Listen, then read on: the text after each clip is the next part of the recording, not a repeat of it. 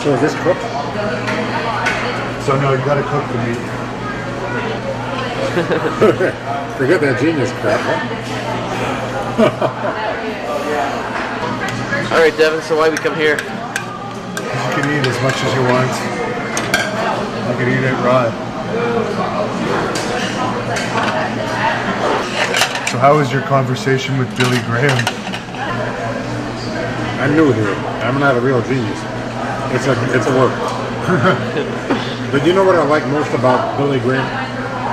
He's a nice guy. Yeah, but the thing is, I knew him when he was the champion of all time. I knew him at the peak of his career. Yeah. And he was nice to everybody. Oh, really? And you know, a lot of times these guys are not. He doesn't have an attitude. He's very down to earth. But I mean, I knew him when he was the man. There was nobody in the business better than him at the time that I met him. He goes, brother, man, you're gonna man. You know, made me feel like Randy too.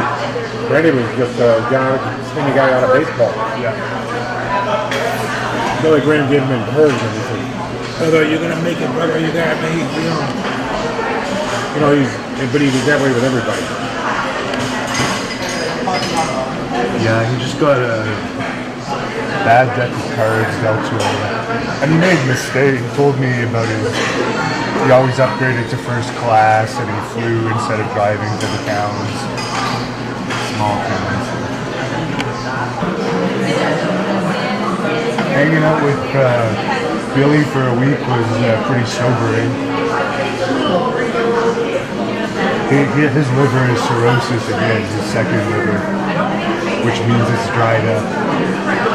He had his first liver was dried up. He got a liver transplant, and now he's lasted 10 years. Normally you only live 8 years, so he's already overstayed his welcome. But he recently had a fall, and he had a CAT scan done to see if his spine was okay, and it showed up on the CAT scan that his spine was okay, but his liver's dried up again. He's a nice guy, but obviously lots of mood swings. But very, very nice. He's helping.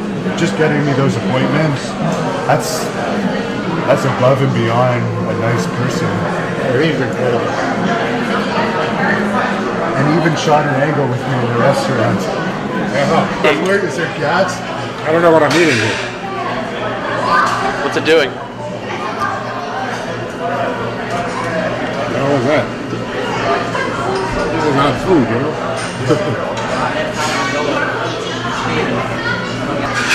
I was telling him, when you pinned me on the floor, I thought I was in Stu-Hart's dungeon. You know?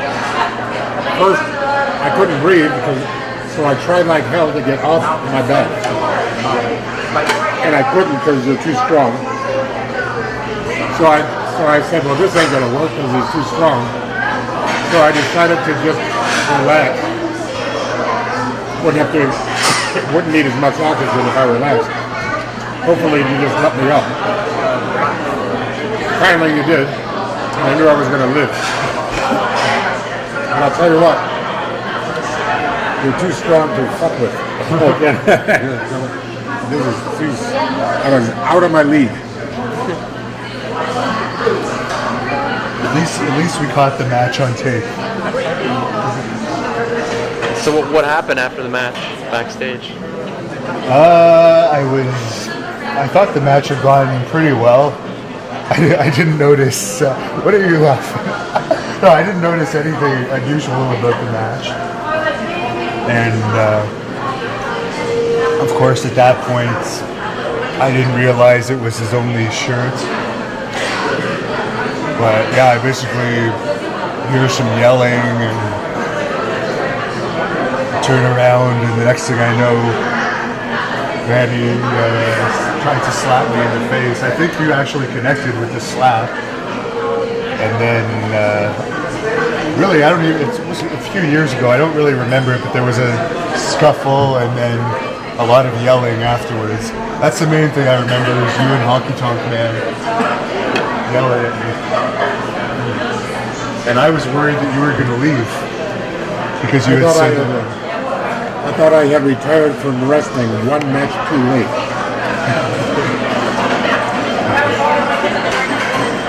What was your favorite match of your career? I don't think I've ever asked you. Coco Beware? Hulk Hogan. Oh, Hulk Hogan. Oh, Yeah. of course. That was the one day that I was not a jabroni. After years of being a jabroni, this was my night. What was the crowd reaction like that night after you won? Because no one expected him. He hadn't lost.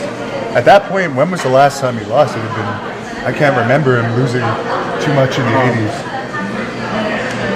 What happened was, it was in Topeka, Kansas, and they had 3 superstars of wrestling tape and Saturday Night's main event.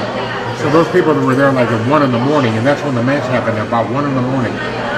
But they stayed to see it, and it was late. And he was over. You know, and it didn't matter who I was. I could have been heel X. You know, his health versus anybody. Well, it was my turn to be anybody.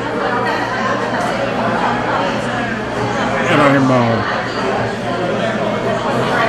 the thing about Hogan, his wife wrote a tell-all autobiography saying that him and Brutus Beefcake are homosexual lovers. Well, I guarantee you they're not homosexual, they're not queers. But they both got divorced, turned around and got remarried, so they're better off sucking each other off because, you know, how stupid can you be? But the average person has 57 sheets of toilet paper he uses every day. Believe that? I don't think about it. I think about it. I don't use any.